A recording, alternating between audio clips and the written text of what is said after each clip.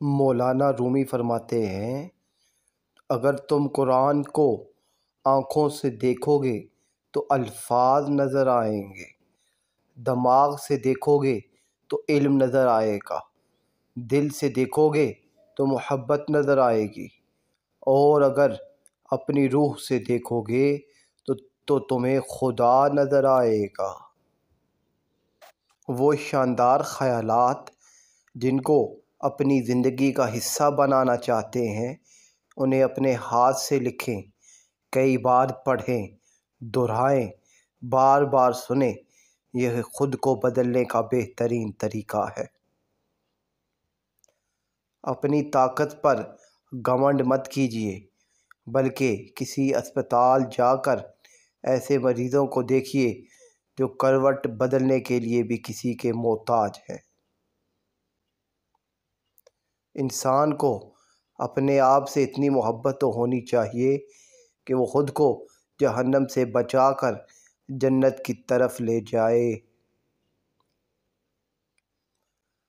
ادھوری باتیں اور ادھورے جملے سن کر اپنی مرضی کی داستانیں تخلیق کرنے والے لوگ ہمیشہ دکھ ہی اٹھاتے ہیں۔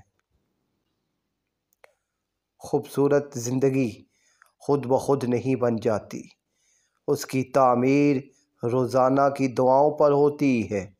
اس لیے دعا کیجیے، دعا دیجیے، دعا لیجیے۔ خود کو سب سے بہتر سمجھ لینا ایسی بھی بیماری ہے جو انسان کو کسی قابل نہیں چھوڑتی۔ ہم تصویروں میں خوبصورت اور نمایاں نظر آنا چاہتے ہیں، مگر کردار کی فکر نہیں کرتے اور بھول جاتے ہیں کہ انسان کا کردار اور اخلاق ہی اس کی بہترین تصویر ہے۔ اگر آپ ایک چادر لے کر سو جائیں اور اٹھنے پر آپ کے اوپر چادر کے بجائے رضائی ہو تو سمجھ لو اس محبت کا نام ماں ہے۔ تنہا ہونا یہ نہیں ہوتا کہ آپ کے پاس کوئی نہیں ہے، تنہا ہونا دراصل یہ ہے کہ آپ سب کے پاس ہیں مگر آپ کا کوئی نہیں ہے۔ درد سب کے ایک جیسے ہیں مگر حوصلہ الگ الگ ہے۔ کوئی بکھر کر مسکراتا ہے تو کوئی مسکرا کر بکھر جاتا ہے۔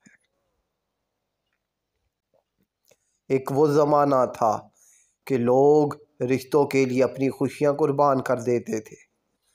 آج وہ زمانہ ہے لوگ اپنی خوشیوں کے لیے رشتے تک قربان کر دیتے ہیں۔ اِنَّ مَعَ الْعُسْرِ یُسْرًا، بے شک ہر مشکل کے بعد آسانی ہے۔ یاد رکھیے گا، کامیابی انہی لوگوں کو ملتی ہے جو اس کو حاصل کرنے کے لیے ہر وقت مصروف رہتے ہیں۔